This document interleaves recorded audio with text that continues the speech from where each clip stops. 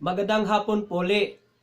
Regarding the use Cooper for question po ninyo, Mr. Taku Wahadi of Quezon City, Mr. or Miss Taku Wahadi of Quezon City. Regarding po the LGBT, ito po ang ating mga basic agenda or basic mandatory rights act ng ating LGBT law na tinatawag natin na Senate Bill of 2019 ng ating mga LGBT basic human rights. Ito po ang apat na major thing na gagawin natin sa loob ng ating termino, kasama po kayo.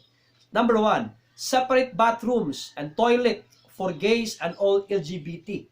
Sa kadahilanan po na maraming nangyayari na nadidiscriminate at nagkaroon ng hindi magandang feeling na if you are an LGBT, magkaiba po ang pagkaisipan ng ibang mga kalalakihan at kababaihan. And on the other hand, it is also good for sanitation purposes. Number 2, conjugal ownership of all LGBTQ couples includes the medical, SSS, HMO benefits, and all insurance plans as may be applicable. But it has to be applicable kasi gagawin nating institutionalize itong lahat na ito. Number 3, yung tinatawag natin acceptance. Hindi lang po tolerant ang ating publiko ng ating Pilipinas. Magkaroon po tayo ng acceptance and institutionalization of the LGBTQ basic human rights or mandatory LGBTQ mandatory human rights or basic human rights ng tinatawag nating LGBTQ. Number 4, gawin nating legal ang tinatawag nilang same-sex marriage at itong ating tinatawag at yung same-sex marriage na yun ay magkaroon ng katumbas na karapatan ng couples kagaya ng normal couples. Ang tanong, ano ba ang justification mo, Mr. Gigayuma? Ito po ang ating justification dyan. Bago po nag-election period, may mga nakausap na po akong mga grupo at individual na mga membro ng LGBTQ communities. One of them, I personally asked or interviewed sa isang spam manager ng Togo Shipping Line.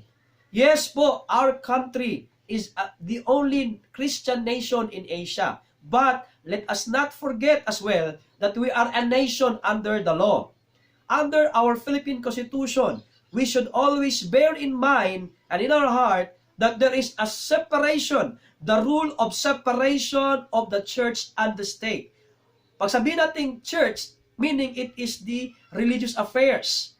It is in contrast to the state or political affairs. Since ito po ay election, ito po ay isang political exercise. It is the exercise of political suffrage. Let us then be politically responsible and mature on our political will regardless of our gender.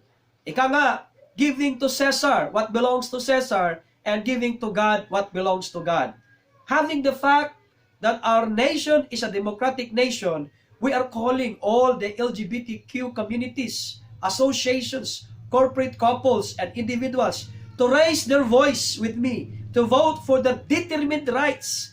I am with you and with all your aspirations, and I am very willing to sign up with an agreement with you. In fact, I already signed one to raise your voice to the Senate with a 20 million more signature campaign on your basic human rights as created equal under God. I am calling as well to all churches to respect individual freedom, to be freed from religiosity and prejudices, and have a politically mature and a gender-free country. Do not just vote for Senator Junbert Malinis Gigayuma, but instead, let us get ready, signing up with the signatures of all the LGBTQ leaders, members, friends, and advocacies nationwide to guarantee an exercise of political will as one nation. Yung sinasabi nating apat na ating gagawin na platform, you may also add or other rights you think are also essentials for us to have a more comprehensive gender-free Philippines.